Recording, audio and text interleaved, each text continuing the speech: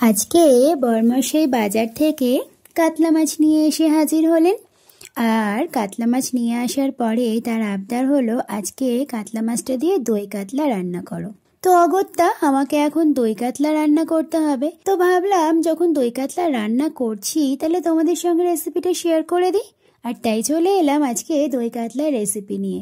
তো চলো দেখিনি কিভাবে খুব সহজে খুব কম সময়ে ঝটপট করে দই কাতলা রান্না করে ফেলছি, দুর্দান্ত স্বাদের, একদম বিয়েবাড়ির মতন। মাছগুলো ভালো করে ধুয়ে নিয়ে এবার মাছগুলোকে একটু ম্যারিনেট করে নেব। প্রথমে দিয়ে দিলাম হলুদ পরিমাণ মতো, তারপর দিয়ে দিলাম নুন। এবার একটু সর্ষের তেল হাতে নিয়ে মাছগুলোতে ভালো করে মাখিয়ে দেবো। তারপর খুব ভালো করে নুন হলুদ আর তেলটাকে মাছের সাথে মাখিয়ে ম্যারিনেট করে নেব। এবার দেখো ম্যারিনেশন করা হয়ে গেছে। এদিকে কড়াইতে আমি সর্ষের তেল গরম বসিয়ে দিয়েছি, আর তেলটা গরম হয়ে যাওয়ার পরে মাছগুলো ছেড়ে দিয়ে ফ্রাই করে নেব। মাছগুলোকে কিন্তু খুব বেশি ফ্রাই করব না, একটু লালচে লালচে হয়ে আসা পর্যন্ত ফ্রাই করব। মাছগুলো ভাজা হতে হতে আমি ততক্ষণ এদিকে একটা মশলার পেস্ট তৈরি করে নিই। প্রথমে দেখো এখানে 6-7 কোয়া কাজু দিয়ে দিলাম, তারপর দিয়ে দিলাম মৌরি 1 চামচ, আর দিয়ে দিলাম পোস্ত। এটাকে একটু অল্প করে জল দিয়ে পেস্ট করে নেব। এই পেস্টটা কিন্তু প্রথমে আমি একটু শুকনো গুঁড়ো করে নিয়ে তারপর জল দিয়ে পেস্ট করব। ওদিকে দেখো পেস্টটা হয়ে গেল, আর ততক্ষণে এদিকে আমার কিন্তু মাছটা দুটো ব্যাচে ভাজা হয়ে গেল। দেখো মাছগুলোকে কিন্তু আমি হালকা লালচে করে ভেজেছি। মাছটা বেশি ভাজলে কিন্তু শক্ত হয়ে যাবে আর স্বাদটা একদম খারাপ হয়ে যাবে, তাই জন্য দেখো আমি ঠিক যেভাবে ভেজেছি মাছটা সেভাবেই ভাজতে হবে। এবার এই মাছ ভাজার তেলেই দিয়ে দিলাম গোটা এলাচ, মুখটা একটু ফাটিয়ে নিয়ে, তারপর দিয়ে দিলাম 2 শুকনো লঙ্কা, আর দিলাম 2 তেজপাতা, আর দিয়ে দেবো লবঙ্গ আর দারচিনি। দারচিনিটা আমি একটু ছোট্ট ছোট্ট টুকরো করে ভেঙে দিলাম। এবার এই মশলাগুলো 20 থেকে 30 সেকেন্ড মতো একটু ফ্রাই করে নিয়ে এবার দিয়ে দেবো পেঁয়াজ বাটা। পেঁয়াজ বাটাটাকেও এই মশলাগুলোর সঙ্গে একটু ফ্রাই করে নিলাম।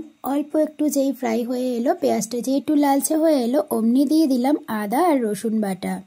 এবার দিয়ে দেবো সেই মশলার পেস্টটা যেটা কাজু মৌরি আর পোস্ত দিয়ে বানিয়েছিলাম।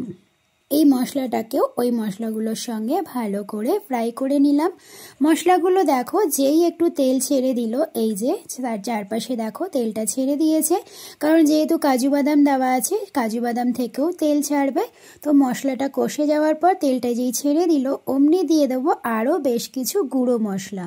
প্রথমে দিয়ে দিলাম 1 চামচ জিরে গুঁড়ো, তারপর দিলাম 1/2 চামচ ধনে গুঁড়ো, এবার দিয়ে দিলাম পরিমাণ মতো নুন, দিয়ে খুব ভালো করে কষিয়ে নিতে হবে এই মশলাগুলোর সঙ্গে।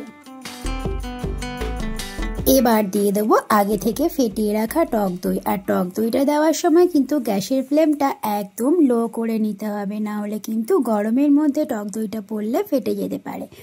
এবার দেখো মশলাটা ফুটতে শুরু করলো টক দইটা দেওয়ার পরে, আর আমি টক দইয়ের বাটিটা ধুয়ে একটু জল দিয়ে দিলাম। এবার এটাকে ভালো করে ফুটতে দিতে হবে। যেই এই মশলাটা ফুটে গেল, অমনি এর মধ্যে ভেজে রাখা মাছগুলো দিয়ে দেব। মাছগুলো দেওয়ার পর খুব ভালো করে মশলাটার সঙ্গে মাছগুলোকে মিক্স করে দিয়ে এবার ঢাকনা চাপা দিয়ে 6 থেকে 7 মিনিটের জন্য রেখে দিতে হবে। 6 থেকে 7 মিনিট পর ঢাকনা খোলার পর আহা কি সুন্দর স্মেল! রান্নাটা কিন্তু একদম হয়ে গেছে।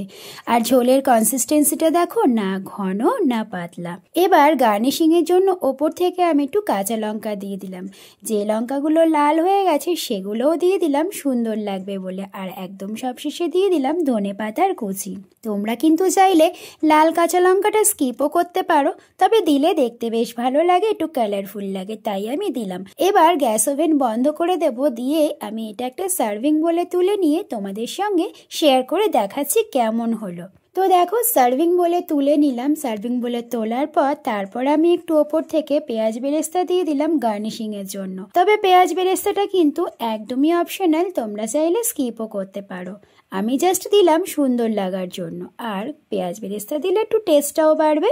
তো তোমাদের সঙ্গে পুরো দই কাতলার রেসিপিটা শেয়ার করলাম। বাড়িতে অবশ্যই ট্রাই করো, নিজে খাও আর নিজের প্রিয় মানুষদেরকেও খাওয়াও। আর কেমন লাগলো অবশ্যই কিন্তু আমাকে কমেন্ট করে জানিও। আর যদি রেসিপিটা তোমাদের ভালো লাগে তাহলে প্রত্যেকবারের মতো এবারও আমার চ্যানেলটাকে সাবস্ক্রাইব করে আর পাশে থাকা বেল নোটিফিকেশনটা অন করে দিও। আর নিজেদের বন্ধু আর রিলেটিভসদের সাথে ভিডিওটা শেয়ার করার অনুরোধ রইল। আর যদি তোমরা আমার ফেসবুক পেজ দেখছো তাহলে অবশ্যই কিন্তু পেজটাকে ফলো করে আমার পাশে থাকার অনুরোধ রইল। তো আজকের মতো এই ভিডিওটা এখানেই শেষ করছি। দেখা হবে এরপরের নতুন একটা ভিডিওতে নতুন রেসিপির সাথে। ততক্ষণ পর্যন্ত সবাই খুব ভালো খাও, সুস্থ থাকো। Thank you for watching and bye by.